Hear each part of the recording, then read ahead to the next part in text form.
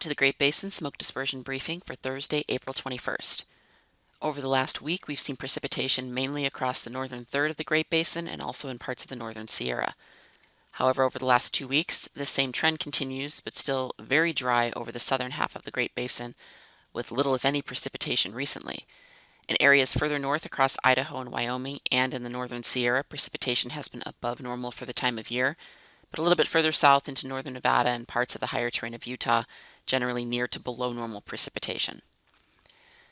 New snowfall over the last 72 hours. We do have another storm system moving in today and tomorrow. It has brought some new snow, well, at least new showers this morning, but new snowfall with the last system a couple of days ago, especially in the northern Sierra, and also some new snowfall amounts over parts of central and eastern Idaho into Wyoming. The snow depth is indicated on the right. You can see very little snow remaining over the southern portion of the Great Basin, but still remaining over northern areas and into the Sierra. The snowpack is well below normal for the time of year now over the southern half of the Great Basin, and still generally near normal or just below normal in parts of central Idaho, but anywhere from 60 to 70 or 80% of normal in the rest of Idaho, Wyoming, and northern parts of Nevada. We will have some storm systems move through over the next week. However, we do expect the snowpack to continue to decrease. The satellite loop from this morning shows that large area of low pressure off the west coast today. That will bring another day of windy conditions, and also the showers have moved into the northern Sierra and parts of western Nevada and western Idaho this morning. And as that storm system moves eastward, we will see those showers progress east and south, with showers over most areas of the Great Basin over the next 24 hours. You can see the weather pattern for later today. Again, plenty of that moisture moving in, at least to the northern half to two-thirds of the Great Basin. Still windy conditions, so good dispersion over many areas. You can see today the strongest winds will be over parts of the Sierra Front and also over southern and eastern Nevada into much of Utah, where we will see wind gusts above 40 or 45 miles per hour. Mixing heights will remain high across the Great Basin. As we move into Friday and this storm system continues to track eastward, it will push showers over the next 24 hours, again over most areas of the Great Basin. Even southern areas of Utah, parts of the Arizona Strip, and even southern Nevada will see at least some light shower activity as the system moves through, along with cooling temperatures and higher humidity. Those winds will still remain gusty as that storm system moves through, so still good dispersion across the Great Basin. The strongest winds on Friday will be located over the eastern two-thirds of the Great Basin, where gusts will generally be in the 30s to up around 40 miles per hour. And again, we'll shift from southwest ahead of the system to northwest behind the system with those cooler temperatures. Mixing heights will also remain high on Friday. On Saturday, we will start to see a ridge of high pressure begin to build along the west coast, pushing this area of low pressure well into the northern plains.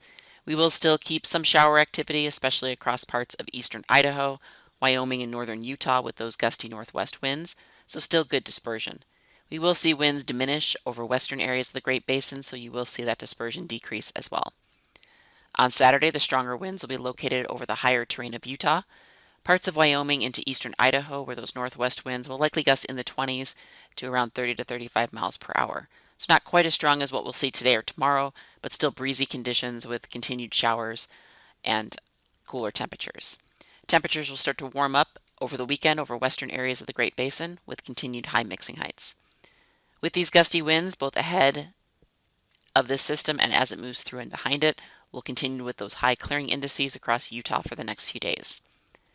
Forecast amounts of precipitation are shown here. You can see the higher amounts in the higher terrain of the Sierra, also eastern Idaho and Wyoming and parts of the higher terrain of northern Utah and northeast Nevada, but still even over southern areas, at least some very light shower activity. Many areas will not see wetting rains, but at least some light shower activity and some higher humidities to knock down the fire danger briefly. Going into Sunday, we will see the ridge of high pressure move across the Great Basin with warmer and drier conditions and also diminishing dispersion with those lighter winds.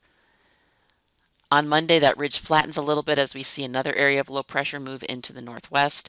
This will push some light shower activity and clouds over mainly Idaho and Wyoming with some gustier winds as well.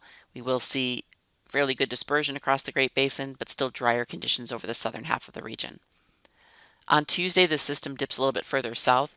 We may see some shower activity over the northern half of the Great Basin, or at least some cloud cover with continued breezy winds, keeping dispersion generally good, but lower over southern areas where winds won't be quite as gusty.